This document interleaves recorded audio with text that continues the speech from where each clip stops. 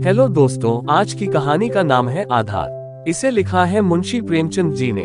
चलिए कहानी का वाचन प्रारंभ करते हैं। सारे गांव में मथुरा का सा गठीला जवान न था। कोई 20 बरस की उम्र थी। मसे भीग रही थी। गाय चराता, दूध पीता, कसरत करता, कुश्ती लड़ता था और सारे दिन बांसुरी बजाता हाट में विचरता था। ब्याह हो गया था पर अभी कोई बाल बच्चा न था। घर में कई हल्की खेती थी, कई छोटे बड़े भाई थे। वे सब मिलजुल कर खेती बाड़ी करते थे। मथुरा पर सारे गांव को गर्व था। जब उसे जांघी, लंगोटे, नाल या मुद्दर के लिए रुपए पैसे की जरूरत पड़ती तो तुरंत दे दिए जाते थे। सारे घर की यही अभिलाषा थी कि मथुरा पहलवान हो जाए और अखाड़े में अपने सवाई को पछाड़े। इस लाड प्यार से मथुरा जरा टर्रा हो गया था। गाय किसी के खेत में पड़ी है और आप अखाड़े में दंड लगा रहा है। कोई उलाहना देता तो उसकी त्योरियां बदल जाती। गरज कर कहता, जो मन में आए कर लो, मथुरा तो अखाड़ा छोड़कर हाँकने न जाएंगे। पर उसका डील डौल देखकर किसी को उससे उलझने की हिम्मत न पती। लोग गम खा जाते। गर्मियों के दिन थे, ताल तलैया सूखी पड़ी थी। जोरों की लू चलने लगी थी। गांव में कहीं से एक सांड आ निकला और गौ के साथ हो लिया। सारे दिन गौ के साथ रहता, रात को बस्ती में घुस आता और खूंटों से बंधे बैलों को सींगों से मारता। कभी किसी की गीली दीवार को सींगों से खोद डालता, घर का कूड़ा सींगों से उड़ाता। कई किसानों ने साग भाजी लगा रखी थी, सारे दिन सींचते सींचते मरते थे। ये सांड रात को उन हरे भरे खेतों में पहुंच जाता और खेत का खेत तबाह कर देता। लोग उसे डंडों से मारते, गांव के बाहर भगा आते, लेकिन जरा देर में गायों में पहुंच जाता। किसी की अक्ल काम न करती थी कि इस संकट को कैसे टाला जाए। मथुरा का घर गांव के बीच में था, इसलिए उसके खेतों को सांड से कोई हानि न पहुंचती थी। गांव में उपद्रव मचा हुआ था और मथुरा को जरा भी चिंता न थी। आखिर जब धैर्य का अंतिम बंधन टूट गया तो एक दिन लोगों ने जाकर मथुरा को घेरा और बोले, भाई कहो तो गांव में रहें, कहीं तो निकल जाएं। जब खेती ही न बचेगी तो रहकर क्या करेंगे? तुम्हारी गायों के पीछे हमारा सत्यानाश हुआ जाता है और तुम अपने रंग में मस्त हो। अगर भगवान ने तुम्हें बल दिया है तो इससे दूसरों की रक्षा करनी चाहिए, यह नहीं कि सबको पीस कर पी जाओ। सांड तुम्हारी गायों के कारण आता है और उसे भगाना तुम्हारा काम है, लेकिन तुम कानों में तेल डाले बैठे हो, मानो तुमसे कुछ मतलब ही नहीं। मथुरा को उनकी दशा पर दया आई। बलवान मनुष्य प्रायः दयालु होता है। बोला, अच्छा जाओ, हम आज सांड को भगा देंगे। एक आदमी ने कहा, दूर तक भगाना, नहीं तो फिर लौट आएगा। मथुरा ने कंधे पर लाठी रखते हुए उत्तर दिया, अब लौटकर न आएगा। चिलचिलाती दोपहरी थी। मथुरा सांड को भगाए लिए जाता था। दोनों पसीने से तर थे। सांड बार बार गांव की ओर घूमने की चेष्टा करता, लेकिन मथुरा उसका इरादा तारकर दूर ही से उसकी राह छीन लेता। सांड क्रोध से उन्मत्त होकर कभी कभी पीछे मुड़कर मथुरा पर तोड़ करना चाहता, लेकिन उस समय मथुरा सामाना बचाकर बगल से ताबड़तोड़ इतनी लाठियां जमाता कि सांड को फिर भागना पड़ता। कभी दोनों अरहर के खेतों में दौड़ते, कभी झाड़ियों में। अरहर की खूंटियों से मथुरा के पांव लहूलुहान हो रहे थे। झाड़ियों में धोती फट गई थी, पर उसे इस समय सांड का पीछा करने के सिवा और कोई सुध न थी। गांव पर गांव आते थे और निकल जाते थे। मथुरा ने निश्चय कर लिया कि इसे नदी पार भगाए बिना दम न लूंगा। उसका कंठ सूख गया था और आंखें लाल हो गई थी। रोम रोम से चिनगारियां सी निकल रही थी। दम उखड़ गया था, लेकिन वह एक क्षण के लिए भी दम न लेता था। 2-2.5 घंटों के बाद जाकर नदी आई। यही हार जीत का फैसला होने वाला था। यही से दोनों खिलाड़ियों को अपने दांव पेंच के जौहर दिखाने थे। सांड सोचता था, अगर नदी में उतर गया तो यह मार ही डालेगा। एक बार जान लगा कर लौटने की कोशिश करनी चाहिए। मथुरा सोचता था, अगर वह लौट पड़ा तो इतनी मेहनत व्यर्थ हो जाएगी और गांव के लोग मेरी हंसी उड़ाएंगे।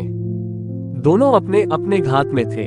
सांड ने बहुत चाहा कि तेज दौड़कर आगे निकल जाऊं और वहां से पीछे को फिरूं, पर मथुरा ने उसे मुड़ने का मौका न दिया। उसकी जान इस वक्त सुई की नोक पर थी। एक हाथ भी चूका और प्राण भी गए। जरा पैर फिसला और फिर उठना नसीब न होगा। आखिर मनुष्य ने पशु पर विजय पाए और सांड को नदी में घुसने के सिवाय और कोई उपाय न सूझा।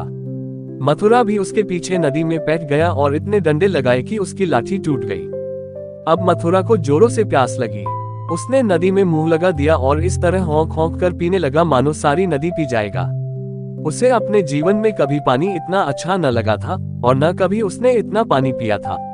मालूम नहीं 5 सेर पी गया या 10 सेर, लेकिन पानी गर्म था। प्यास न बुझी। जरा देर में फिर नदी में मुंह लगा दिया और इतना पानी पिया कि पेट में सांस लेने की जगह भी न रही।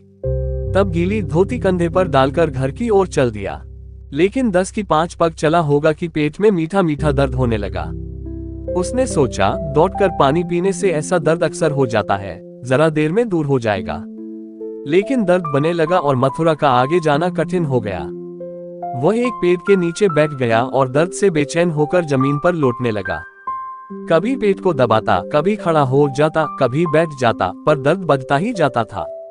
अंत में उसने जोर जोर से कराहना और रोना शुरू किया, पर वहां कौन बैठा था जो उसकी खबर लेता। दूर तक कोई गांव नहीं, ना आदमी ना आदमजात। बेचारा दोपहरी के सन्नाटे में तड़प तड़प कर मर गया। हम कड़े से कड़ा घाव सह सकते हैं, लेकिन जरा सा भी व्यतिक्रम नहीं सह सकते। वही देव का सा जवान जो कोसों तक सांड को भगाता चला आया था, तत्वों के विरोध का एक वार भी न सह सका। कौन जानता था कि ये दौड़ उसके लिए मौत की दौड़ होगी। कौन जानता था कि मौत ही सांड का रूप धरकर उससे यूं नचा रही है। कौन जानता था कि जल जिसके बिना उसके प्राण ओठों पर आ रहे थे, उसके लिए विष का काम करेगा। संध्या समय उसके घरवाले उसे ढूंढते हुए आए। देखा तो वह अनंत विश्राम में मग्न था। 1 महीना गुजर गया। गांव वाले अपने काम धंधे में लगे। घर वालों ने रो धोकर सब्र किया, पर अभागिनी विधवा के आंसू कैसे पुंजते। वह हरदम रोती रहती, आंखें चाहे बंद भी हो जाती, पर हृदय नित्य रोता रहता था। इस घर में अब कैसे निर्वाह होगा, किस आधार पर जीऊंगी। अपने लिए जीना या तो महात्माओं को आता है या लंपटों ही को। अनूपा को ये कला क्या मालूम। उसके लिए तो जीवन का एक आधार चाहिए था, जिसे वह अपना सर्वस्व समझे, जिसके लिए वह लिए, जिस पर वह घमंड करे। घर वालों को ये गवारा न था कि वह कोई दूसरा घर करे। इसमें बदनामी थी। इसके सिवाय ऐसी सुशील, घर के कामों में कुशल, लेन देन के मामलों में इतनी चतुर और रंग रूप की ऐसी सराहनीय स्त्री का किसी दूसरे के घर पर जाना ही उन्हें असह्य था। उधर अनूपा के मैके वाले एक जगह बातचीत पक्की कर रहे थे। जब सब बातें तय हो गई, तो एक दिन अनूपा का भाई उसे विदा कराने आ पहुंचा। अब तो घर में खलबली मची। इधर कहा गया, हम विदा न करेंगे। भाई ने कहा, हम बिना विदा कराए मानेंगे नहीं। गांव के आदमी जमा हो गए, पंचायत होने लगी। ये निश्चय हुआ कि अनूपा पर छोड़ दिया जाए, जी चाहे रहे। यहाँ वालों को विश्वास था कि अनूपा इतनी जल्द दूसरा घर करने को राजी न होगी। 2-4 बार ऐसा कह भी चुकी थी। लेकिन उस वक्त जो पूछा गया तो वह जाने को तैयार थी। आखिर उसकी विदाई का सामान होने लगा। डोली आ गई।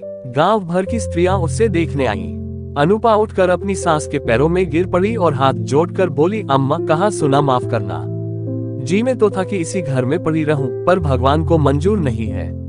ये कहते कहते उसकी जबान बंद हो गई। सास करुणा से विह्वल हो उठी। बोली, बेटी, जहाँ जाओ वहाँ सुखी रहो। हमारे भाग्य ही फूट गए, नहीं तो क्यों तुम्हें इस घर से जाना पड़ता। भगवान का दिया और सब कुछ है, पर उन्होंने जो नहीं दिया उसमें अपना क्या बस आज तुम्हारा देवर सयाना होता तो बिगड़ी बात बन जाती। तुम्हारे मन में बैठे तो इसी को अपना समझो, पालो पोसो, बड़ा हो जाएगा तो सगाई कर दूंगी। ये कहकर उसने अपने सबसे छोटे लड़के वासुदेव से पूछा, क्यों रे, भौजाई से शादी करेगा। वासुदेव की उम्र 5 साल से अधिक न थी। अब की उसका ब्याह होने वाला था। बातचीत हो चुकी थी। बोला, तब तो दूसरे के घर न जाएगी ना। माँ, नहीं, जब तेरे साथ ब्याह जाएगी तो क्यों जाएगी। वासुदेव, तब मैं करूंगा। माँ, अच्छा, उससे पूछ, तुझसे ब्याह करेगी। वासुदेव अनूप की गोद में जा बैठा और शर्माता हुआ बोला, हमसे ब्याह करोगी। ये कहकर वह हंसने लगा, लेकिन अनूप की आंखें डबडबा गईं। वासुदेव को छाती से लगाते हुए बोली, अम्मा, दिल से कहती हो। सास भगवान जानते हैं। अनूपा, आज यह मेरे हो गए। सास, हाँ, सारा गांव देख रहा है। अनूपा, तो भैया से कहला भेजो, घर जाएं, मैं उनके साथ न जाऊंगी। अनूपा को जीवन के लिए आधार की जरूरत थी। वह आधार मिल गया। सेवा मनुष्य की स्वाभाविक वृत्ति है। सेवा ही उसके जीवन का आधार है। अनूपा ने वासुदेव को लालन पोषण शुरू किया। उपटन और तेल लगाती, दूध रोटी मलमल के खिलाती। आप तालाब नहाने जाती तो उसे भी नहलाती। खेत में जाती तो उसे भी साथ ले जाती। थोड़े की दिनों में उससे हिल मिल गया कि एक क्षण भी उसे न छोड़ता। माँ को भूल गया। कुछ खाने को जी चाहता तो अनूपा से मांगता, खेल में मार खाता तो रोता हुआ अनूपा के पास आता। अनूपा ही उसे सुलाती, अनूपा ही जगाती। बीमार हो तो अनूपा ही गोद में लेकर बदलू वैद्य के घर जाती और दवाएं पिलाती। गांव के स्त्री पुरुष उसकी यह प्रेम तपस्या देखते और दांतों उंगली दबाते। पहले बिरले ही किसी को उस पर विश्वास था। लोग समझते थे साल 2 साल में इसका जी उब जाएगा और किसी तरफ का रास्ता लेगी, इस दुधमुन्हे बालक के नाम कब तक बैठी रहेगी। लेकिन ये सारी आशंकाएं निमुरल निकली। अनुपा को किसी ने अपने व्रत से विचलित होते न देखा। जिस हृदय में सेवा का स्रोत बह रहा हो, स्वाधीन सेवा का, उसमें वासनाओं के लिए कहाँ स्थान। वासना का वार निर्मम, आशाहीन, आधारहीन प्राणियों पर ही होता है। चोर की अंधेरे में ही चलती है, उजाले में नहीं। वासुदेव को भी कसरत का शौक था। उसकी सकल सूरत मथुरा से मिलती जुलती थी, डील डॉल भी वैसा ही था। उसने फिर अखाड़ा जगाया और उसकी बांसुरी की ताने फिर खेतों में गूंजने लगी। इस भांति 13 बरस गुजर गए। वासुदेव और अनुपा में सगाई की तैयारी होने लगी। लेकिन अब अनुपा वह अनुपा न थी जिसने 14 वर्ष पहले वासुदेव को पति भाव से देखा था। अब उस भाव का स्थान मातृभाव ने लिया था। इधर कुछ दिनों से वह एक गहरे सोच में डूबी रहती थी। सगाई के दिन जो जो निकट आते थे उसका दिल बैठा जाता था। अपने जीवन में इतने बड़े परिवर्तन की कल्पना ही से उसका कलेजा दहक उठता था। जिसे बालक की भांति पाला पोसा, उसे पति बनाते हुए लज्जा से उसका मुख लाल हो जाता था। द्वार पर नगाड़ा बज रहा था, बिरादरी के लोग जमा थे, घर में गाना हो रहा था। आज सगाई की तिथि थी। सहसा अनुपा ने जाकर सास से कहा, अम्मा मैं तो लाज के मारे मरी जा रही हूँ। सास ने भौचक्की होकर पूछा, क्यों बेटी, क्या है? अनुपा, मैं सगाई न करूंगी। सास, कैसी बात करती है बेटी, सारी तैयारी हो गई, लोग सुनेंगे तो क्या कहेंगे? अनुपा, जो चाहे कहें, जिनके नाम पर 14 वर्ष बैठी रही उसी के नाम पर अब भी बैठी रहूंगी। मैंने समझा था मर्द के बिना औरत से रहा न जाता होगा। मेरी तो भगवान ने इज्जत आबरू निभाह दी। जब नई उम्र के दिन कट गए तो अब कौन चिंता है। वासुदेव की सगाई कोई लड़की खोजकर कर दो। जैसे अब तक उसे पाला उसी तरह अब उसके बाल बच्चों को पालूंगी। आज की कहानी समाप्त हुई। आशा करता हूँ कि वीडियो आपको पसंद आई होगी। ऐसी ही स्टोरी सुनने के लिए हमारी वीडियो को लाइक, शेयर और चैनल को सब्सक्राइब जरूर करें। धन्यवाद। जय हिंद।